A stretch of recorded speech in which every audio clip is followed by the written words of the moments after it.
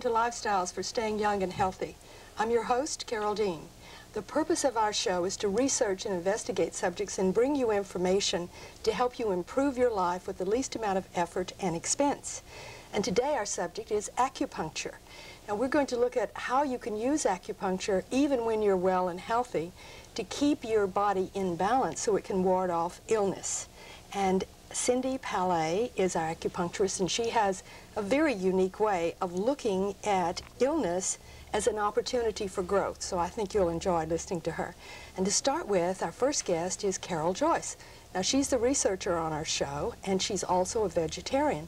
And Carole's been a vegetarian for 13 years, which is half of her life. And she has recently given up cheese on top of this. So what we want to know is, first of all, when you go out to eat at night, do you have difficulty finding something on the menu? No, actually most restaurants are very flexible and they understand what a vegetarian is.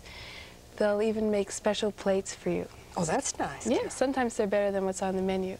Well, what caused you to give up dairy products? Well, I was doing some research and I was reading the book Diet for a New America by John Robbins, whose family owns Baskin-Robbins, which is pretty ironic since the book negates the dairy industry. Yes. Yes, he knows all the true facts, and so it's kind of interesting. So I was muscle tested for dairy. That is something very unique. When you told me muscle testing, I've never heard of it. So you're going to show me how you can muscle test people? Sure. I found that I myself was allergic to dairy. From muscle testing? Yeah. So let's see how you react to dairy. Okay. But first we're going to have you extend your arm out. All right.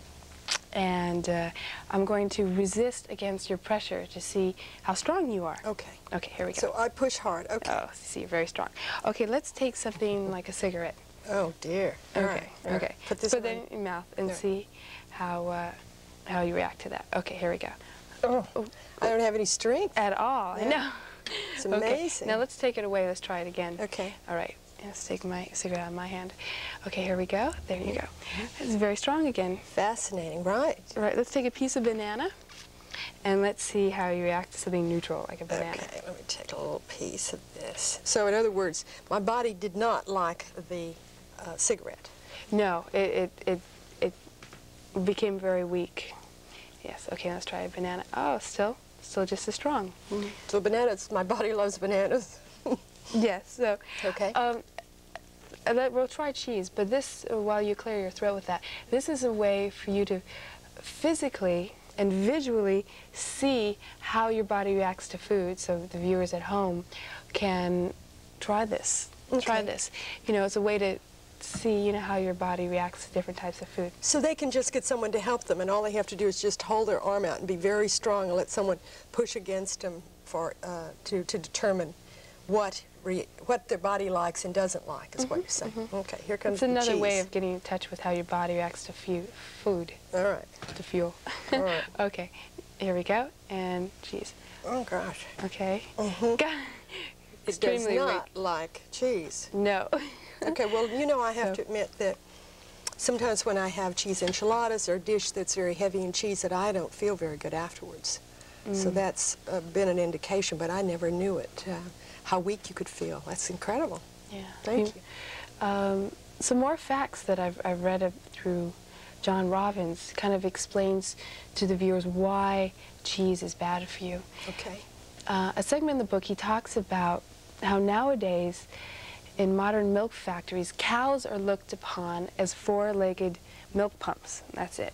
They spend their entire life in a concrete stall with slatted metal floors and with no exercise. They're immobile. They never walk around? No, they don't even walk up to the milk pump. They're moved electronically to the milk pump, and then the milk pump pumps their milk, Incredible. And the lights are on 24 hours a day, and they go crazy. Oh, dear. They absolutely go crazy. Their lifespan is 4 years old. If they live beyond 4 years, then they're lucky. And they used to be 25 years old. That's 1/6 of the normal lifespan, then, isn't it? Yeah. So you know that they must be unhealthy, I would think. Yeah. Immediately, something's wrong. Because they're so nervous and hyperactive and tense, they shoot them up with tranquilizers.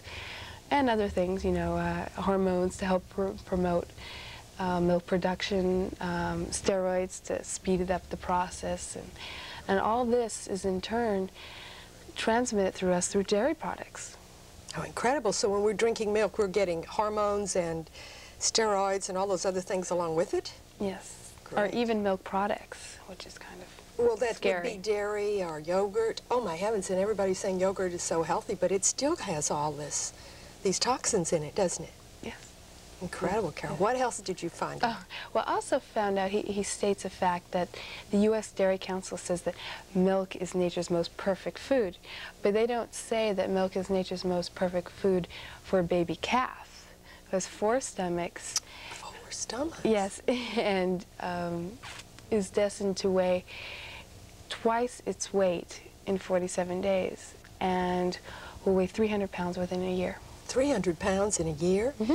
Well, then we know milk is full of has to be high fat content, right? Yes. Well, because an article I was reading recently said that beware, because milk products show that they are 2.5% of, by volume, of fat. But the truth is that the majority of the volume in milk is water. So that if you look at it by content, it is 50% fat by content. And that makes sense if a cow can gain 300 pounds in a year, or a calf does. Yeah, so fattening them up. Very fattening. Yes. Okay. And the high fat is what we have to watch in our diets. Mm-hmm. Another fact that he states is that the meat, dairy, and egg industry says that we're well fed with animal products. But what they don't state that with the non-fat vegetarian diet, that it commonly prevents all types of cancer, cancer of the colon, breast cancer, heart attacks. How incredible. Strokes. That a vegetarian diet will help prevent that. Okay, now that matches with what I was reading in this little Nutrition Action Health newsletter. Here's an article called Lessons from China, and they say that it's been called the most comprehensive study of diet and disease that's ever been made because it entails 6,000 people, and they've done 100,000 correlations between lifestyles and 45 different diseases. And he mentions breast cancer in here. Mm-hmm. And he says that preliminary analysis indicates that the lower the fat intake, the lower the breast cancer rates, which I think is incredible. And he says, he goes on to say that that's exciting because he said, I've always thought that the recommendation to get the fat down to 30% of the calories is too narrowly focusing. And he says, we ought to be making major changes in our diet if we're really interested in reducing risk. Now, this is Dr. T. Colin Campbell, who's doing this research, and he is with the Cornell. He's from Cornell University. So what do these tests say? Well, basically, he's saying that we're going to have to change our diet, Carol. He's saying that you're right. He says that the data from this and other sources suggest that we're going to need major dietary changes to significantly alter the prevalence of diseases like cancer, heart disease, and diabetes. All right? And he's also saying that we need to have a diet made up of at least 80 to 90% of plants. And when he says plant materials, he means like rice and barley and grains, which most restaurants are sadly lacking in as a major entree. And your fruits and your vegetables. You know, so then Madonna is on a diet like that, and she's that macrobiotic diet, yes. She's getting so beautiful. Okay, well, Carolyn, would you research meat and come back and tell us some gory stories about meat? Yes, I will, gladly. Okay, great. Thank you very much. All right, it's time now to cut to our public service announcement by Dr. Richard Chapman called Love Lines.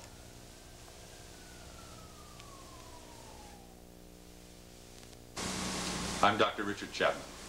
Today we're going to talk about bringing more joy in your life. That's the theme of this program. And one way you can do it is by not falling into the anger trap.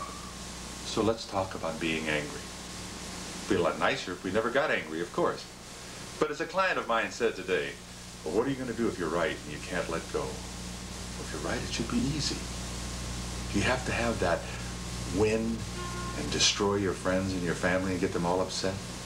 Do you need that real ego boost? I don't think so. You know, I used to get angry a lot. And it used to wear me out, and I used to get so just destroyed emotionally. Never did serve any purpose at all. I would win the point, but I felt like I lost the war. And more importantly, I lost the respect and the communication of people I loved and cared for. You know, getting angry is your choice. That's hard to believe, but it really is. You can make up your mind and not get angry. When you face the fact, has anger ever really helped the situation? I don't think so. It just breaks down and causes a major upheaval. And when the fight is all over, you're in a worse place than you were than before you started. You lose control that way. The next time when a moment comes along and you're very upset, why not give some thought to what you can do about it, not to function with anger, and to really show the better part of you. You will feel so much better internally, and you know you may just possibly solve the whole problem more effectively. It usually works that way. You will have communication and acceptance, which is a real attribute of love. It can work for you. Think about it the next time you start getting angry. I'm Dr. Richard Chapman with Love Lines. So now we're going to talk to Cindy Palay, our acupuncturist. And Cindy, what is your concept of illness as an opportunity? I started having this concept of illness as an opportunity because what I saw with our media and our television and the way we're brought up is that illness and death seems to be other than our life. And I thought we spend quite a bit of time in our world being sick, and all of us get a death. There's nobody who gets to avoid that. That's right. And, you know, it's really the truth. I think Bernie Siegel said that in an AIDS seminar recently. He said, all of us get a death, you know, one to each person. And so to constitute that as a failure, and we in our society tend to look at illness and death as some sort of failure. It used to be that people used to take care of the bodies when people died, and there was just a much more flowing of nature in that passing. Nowadays it's all shut aside. If you're ill, you take you take something. All of our television shows say, take this medication, you can go to work. You feel terrible, you feel awful, but you can go to work with this medication. So illness is considered a hidden away. I like to see illness as an aspect of one's inner ability to see what's off in one's life, what's not working. The opportunity to see it as a gift, see it as an opportunity to say, wait a second, let me slow down. I have headaches. Am I working 20-hour days? Maybe I need to make my life a little more sane. Maybe I need to have it work a little better for me so that I'm not going an hour on the freeway each day and coming back and being so tired that I get flus every 3 months. So you look at your illness and say, what is causing this, and what is my opportunity here to change my life, to improve my health? Exactly. Exactly. I see it as an opportunity to look within myself or to ask my patients, what is this saying? For somebody recently that I was working with, I believe, from my perspective, her opportunity for her illness was to see that she could get some nurturing in her life. She was an over-nurturer. She was always giving care to people. And to allow that back for herself was a real opportunity. She'd never allowed that into her life. And so sometimes we need to get sick just to see what being taken care of is about. I can understand what you're saying. Yeah. And you use acupuncture to keep people in balance so they don't get sick. Exactly. Acupuncture, most people see acupuncture as merely a pain modality, a pain treatment. It's really not the way it was originally created. It's really not its original premise. Acupuncture is to keep the body in balance. In acupuncture, Chinese medicine, there's all sorts of systems, concept of the system of the way the body works. Everything should be in balance. Everything should be in harmony.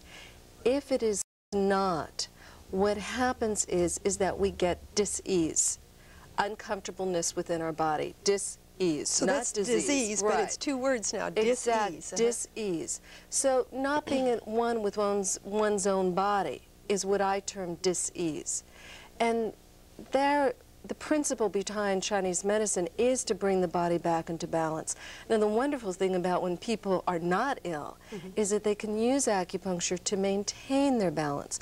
We live in a very, very stressful society.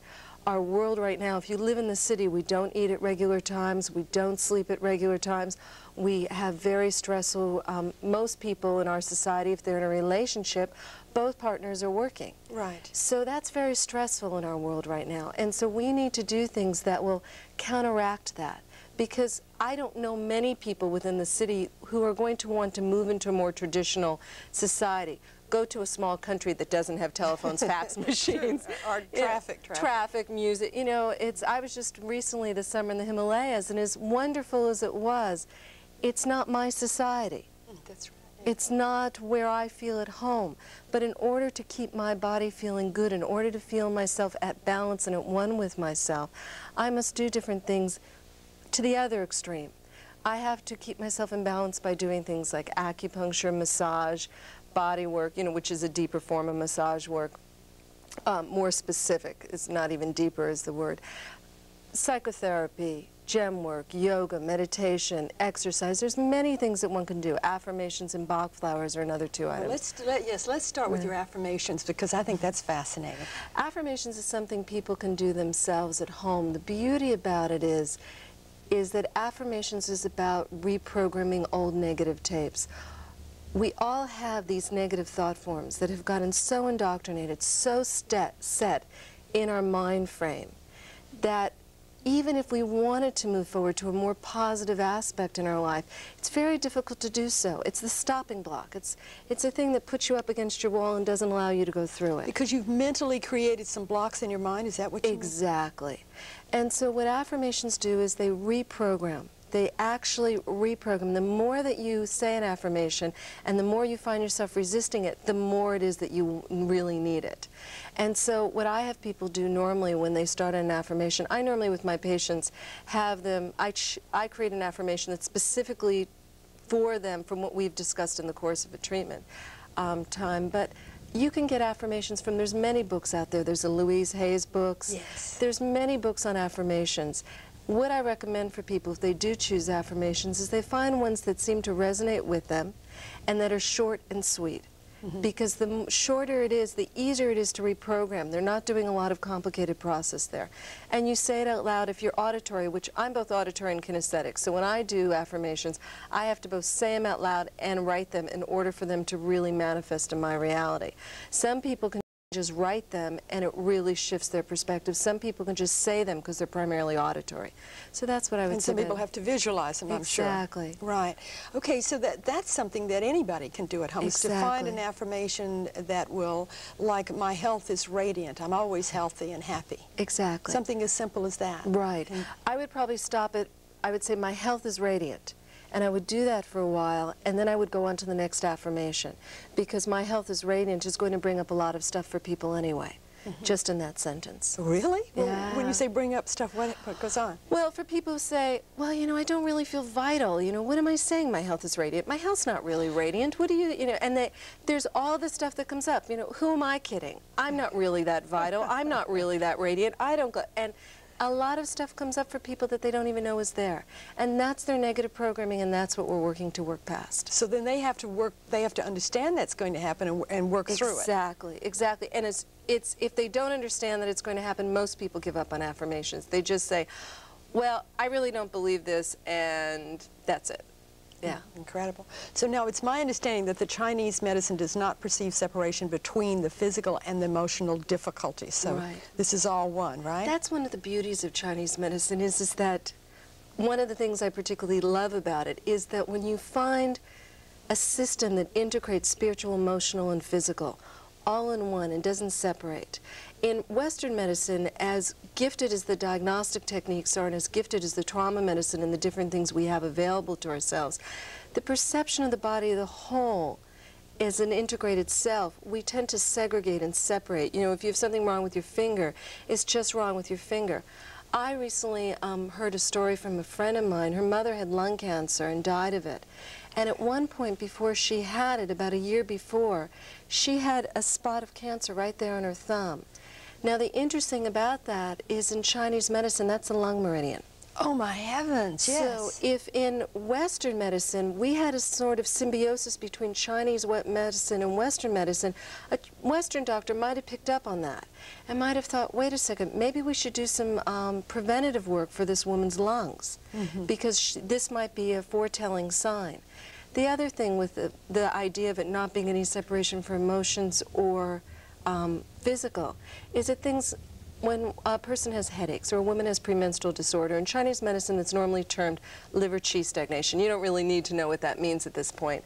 But what that connotates is that it could have different origins. What I mostly do in my practice is to allow people to see the many levels that could be working on. It could be that their physical life is very stressful, that they have very hard jobs, that they have very stressed lives. I mean, we in the city really do have very stressful lives.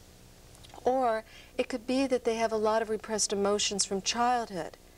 You know, a lot of menstrual disorders start with women when they're teenagers. Really? I didn't know that. Oh, yes, in terms of their adolescence, in terms of their own sexuality, in terms of their own sense of self as a woman. And so it comes about at that time if there's a lot of repression in the household, if there's a lot of difficulty in the household, and that will create different problems. And so perhaps sometimes what my opportunity is when I'm working with somebody is to allow them to see how this could trace back. And at that point I normally refer somebody to a psychotherapist because that's not my forte.